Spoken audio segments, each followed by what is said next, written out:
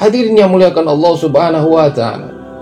Adapun orang-orang yang telah hijrah di jalan Allah Subhanahu wa taala, tidak membuat serta-merta orang tersebut menjadi ahli taat ataupun seperti halnya para malaikat. Manusia ini tetap tempatnya salah dan lupa, hadirin yang mulia. Manakala seseorang telah berhijrah di jalan Allah Subhanahu wa taala, siapapun dia istiqomah di dalam usaha dakwah, hadirin yang mulia, namanya manusia, pasti pernah melakukan kesalahan dan pasti pernah melaksanakan yang namanya maksiat. Jangankan ukuran kita umat akhir zaman, orang yang belum pernah berjumpa dengan Rasulullah Sallallahu Alaihi Wasallam, bahkan hadirin yang muliakan Allah Subhanahu Wa Taala, sahabat yang matanya pernah melihat Rasulullah Sallallahu Alaihi Wasallam dan bagaimana hati mereka beriman kepada Allah dan Rasulnya, bahkan sempat di dalam kisah yang masyhur bagaimana seorang sahabat bernama Ma'iz bin Malik pun, bagaimana beliau pernah terjerumus ke dalam kemaksiatan. Dan maksiatnya bukan kecil, hadirin. Maksiatnya adalah termasuk dosa besar.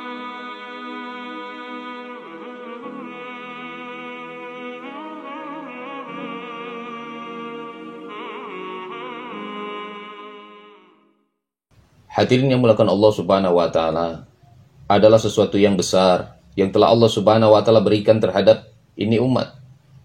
Karena hari ini kita telah dijadikan oleh Allah Subhanahu wa taala adalah umat baginda Nabi Muhammad sallallahu alaihi wasallam. Umat yang begitu diirikan oleh para nabi alaihi wasallam. 124.000 nabi dan 313 rasul. Allah Subhanahu wa taala telah iklankan bahwasanya akan datangnya satu nabi penutup daripada para nabi. Begitu juga dengan kemuliaannya, yang bahkan diceritakan pula bagaimana kemuliaan yang menjadi umatnya. Karena bagaimana tidak, hadirin yang mulia, bahwasanya ini umat diberikan suatu tugas khusus yang menjadi tugas para nabi terdahulu. Apa tugasnya? Tugasnya adalah dakwah. Yang hari ini banyak orang berpikiran sempit, dakwah ini yang harus dakwah katanya harusnya kiai. Yang dakwah ini harusnya para ulama. Yang dakwah ini harusnya para ustadz, para asatidz. Hadirin yang mulia, dakwah itu artinya mengajak. Maka setiap umat Islam yang menjadi umat baginda Nabi Muhammad sallallahu alaihi wasallam, maka mereka wajib mengajak umat Islam yang lainnya untuk melakukan amal-amal soleh. Mereka wajib untuk mengajak umat Islam yang lainnya untuk melakukan perkara-perkara kebaikan yang mendekatkan dirinya kepada Allah Subhanahu wa taala, yang mendekatkan orang lain kepada Allah Subhanahu wa taala. Dakwah adalah milik kita semua. Dan kita semua harus berdakwah. Apapun profesi kita di dalam kehidupan kita sehari-hari, maka jadikan dakwah adalah tugas utama sebagai kita orang Islam.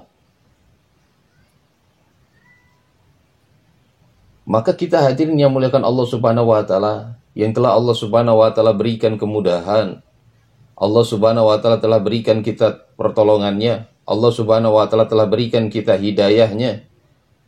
Yang mana dulu mungkin kita jauh daripada agama Allah Subhanahu wa taala. Tapi karena adanya orang-orang yang mengajak kepada Allah Subhanahu wa taala, mereka merayu, tidak pernah lelah, mereka tidak dibayar, datang ke setiap penjuru daripada negeri ini, merayu manusia untuk kembali kepada Allah Subhanahu wa taala, dan salah satunya kita di antaranya yang bisa kembali kepada jalan Allah Subhanahu wa taala sebab usaha dakwah.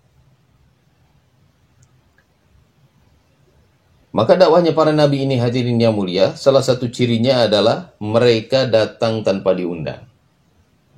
Kemudian mereka tidak meminta imbalan apapun. Ini ciri dakwah para nabi, hadirin yang mulia. Kalaulah saya diundang kepada suatu daerah untuk memberikan satu ceramah, ini bukan dakwah. Dakwah itu adalah mendatangi, bukan didatangkan. Dan begitulah pekerjaan seluruh para nabi alaihi wassalam. Yang mana Allah Subhanahu wa taala sendiri pun telah firmankan dalam surat Al-Anbiya, tidaklah kami mengutus seorang rasul pun sebelum kamu, melainkan kami wahyukan kepadanya bahwasanya tiada Tuhan yang berhak disembah kecuali aku, maka sembahlah aku olehmu sekalian. Artinya hadirin yang mulia, seluruh para nabi alaihi wassalam mengajak manusia ini untuk kembali kepada Allah Subhanahu wa taala. Dan alhamdulillah, bagaimana Allah Subhanahu wa taala telah berikan kita hidayah sehingga kita pun dijadikan pekerja-pekerja agama Yang mana pekerja agama ini dijadikan oleh Allah Subhanahu wa taala asbab hidayah orang lain. Jadi orang yang beruntung ini bukan sekedar dirinya mendapatkan hidayah, tapi dirinya dijadikan asbab hidayah untuk orang lain mendapatkan hidayah.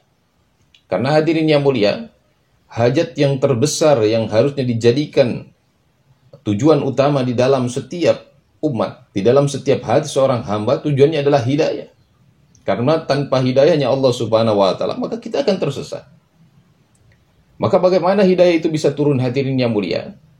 Maka ulama katakan, hidayah bisa tersebar, tercurah terhadap seluruh alam ini, manakala ada orang-orang yang buat usaha dakwah, yaitu usaha untuk mengajak orang lain kembali kepada Allah Subhanahu wa taala.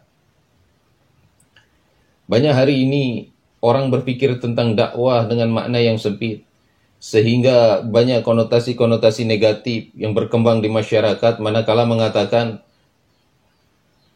siapa diri kita? Siapa kita yang dulu?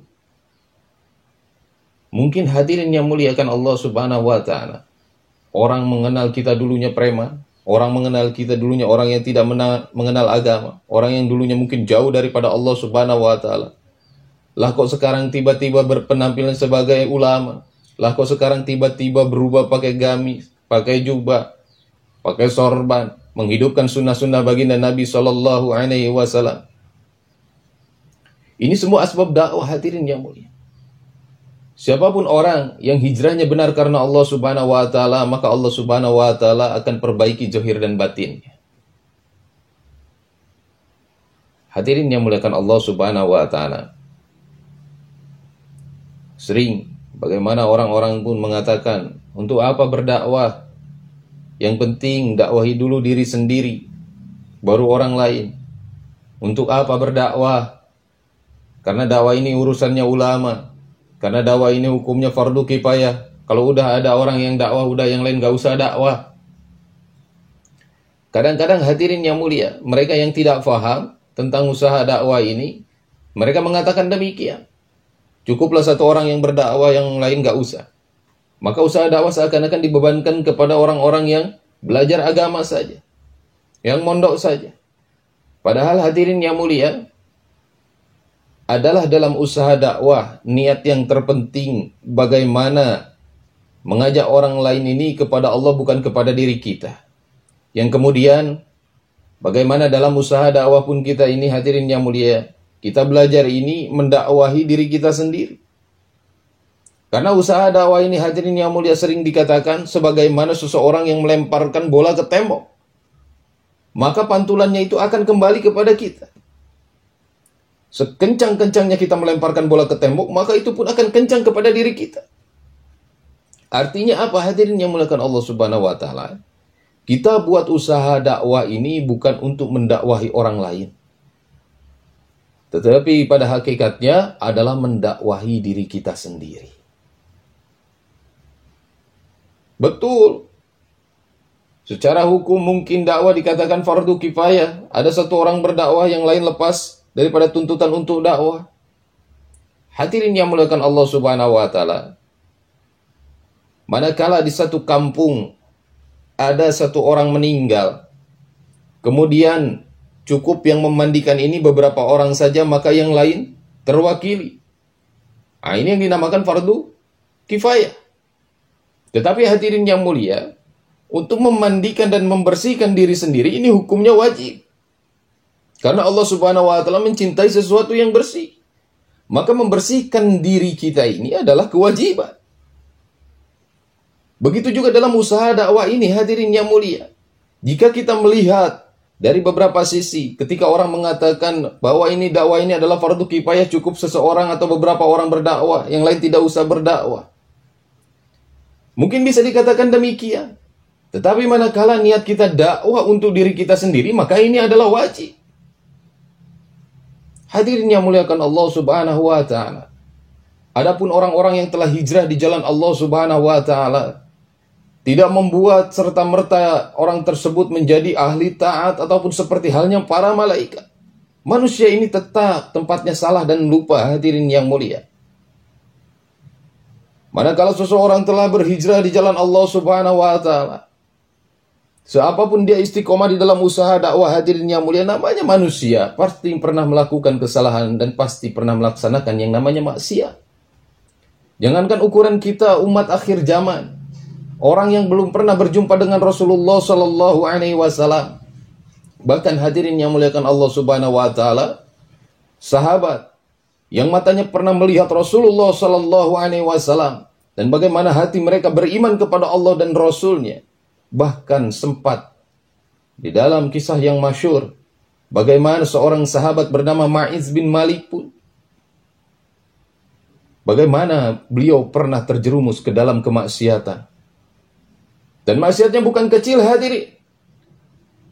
Maksiatnya adalah termasuk dosa besar. Bagaimana tidak, hadirin yang mulia? Di dalam kisah tersebut yang diriwayatkan oleh Abu Hurairah radhiallahu anhu, bahwasanya diceritakan Ma'iz bin Malik datang kepada Rasulullah Sallallahu Alaihi Wasallam, yang mana tiba-tiba Ma'iz bin Malik mengatakan, "Ya Rasulullah, tahirni.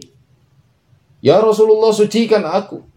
Maka Nabi SAW katakan, "Mengapa aku harus mensucikanmu, Ma'iz bin Malik?" Bahkan Rasulullah SAW memerintahkan daripada Ma'iz bin Malik untuk pulang. "Waihaka farji fartub ilahi fastaghfirullah." Pulang saja kamu ke rumah, istighfar banyak-banyak di rumah, tobat saja di rumah. Beberapa langkah Ma'iz bin Malik pergi kembali lagi kepada Rasulullah, "Ya Rasulullah, tahirni." Ma'iz bin Malik lakukan hal tersebut sebanyak 4 kali, hadirin yang mulia. Maka Nabi SAW mengatakan, "Ini sudah 4 kali kamu lakukan." Hadirin yang muliakan Allah Subhanahu Wa Taala, Nabi SAW tidak serta-merta langsung melakukan daripada hukum Allah atas Ma'iz bin Malik. Bahkan Rasulullah SAW bertanya, "Mungkinkah ini Ma'iz bin Malik ini dalam keadaan mabuk?" Maka ada salah seorang sahabat mendekatkan daripada penciumannya ke dekat Ma'iz bin Malik dan mengatakan, "Ya Rasulullah, dia tidak mabuk." Atau mungkin Ma'iz bin Malik ini sudah gila, katanya. Maka sahabat pun mengatakan, "Ya Rasulullah, Ma'iz bin Malik tidak gila." Hadirin yang muliakan Allah Subhanahu Wa Taala, begitu sayangnya Rasulullah Sallallahu Alaihi Wasallam terhadap ahli maksiat yang mengakui kemaksiatannya. Beberapa kali beliau seakan-akan memberikan kelonggaran. Keteguhan hati Ma'iz bin Malik adalah takutnya beliau terhadap siksaan Allah Subhanahu Wa Taala di akhirat, sehingga membuat dirinya meminta daripada hukum Allah disegerakan di dunia agar di akhirat dia tidak disiksa. Ini yang menjadi landasan Ma'iz bin Malik datang kepada Rasulullah dan mengakui zina, hadirin yang mulia. Yang mana zina yang dia lakukan adalah muhsan. Beliau telah memiliki pasangan namun berzina dengan orang lain. Maka hadirin yang mulia, setelah mendengar pernyataan daripada para sahabat radhiyallahu anhu, maka Nabi pun sallallahu alaihi wasallam perintahkan untuk merajam daripada Ma'iz bin Malik. Singkat cerita, hadirin yang muliakan Allah Subhanahu Wa Taala, beliau dikubur setengah badan dan dilempari oleh batu. 1-2 hari polemik terjadi di antara para sahabat. Ketika Ma'iz bin Malik meninggal dunia, maka beberapa orang mengatakan bahwasanya beliau mati dalam keadaan su'ul khatimah, tetapi yang lain mengatakan beliau wafat dalam keadaan husnul khatimah. Karena beliau mati, beliau wafat ada dalam menebus dosa-dosanya. Sedangkan yang lain, sahabat yang lain berpikiran bahwasanya beliau mati tapi belum sempat bertobat kepada Allah Subhanahu Wa Taala. Maka dalam riwayat, hadirin yang mulia, perbedaan pendapat terjadi di antara para sahabat sampai 2 atau 3 hari. Kemana Rasulullah? Rasulullah Sallallahu Alaihi Wasallam diam, karena Rasulullah Sallallahu Alaihi Wasallam tidak berbicara melainkan karena wahyu dari Allah Subhanahu Wa Taala. Ajib, hadirin yang mulia, beberapa hari berlalu, maka Allah Subhanahu Wa Taala telah kabarkan kepada Rasulullah Sallallahu Alaihi Wasallam bahwasanya Ma'iz bin Malik adalah ahli surga. Maka ketika perdebatan terjadi di antara para sahabat, Rasulullah Sallallahu Alaihi Wasallam mengatakan, "Cukup, wahai para sahabatku. Banyak mintakan ampun kepada Allah Subhanahu Wa Taala terhadap Ma'iz bin Malik, karena sesungguhnya dia adalah ahli surga."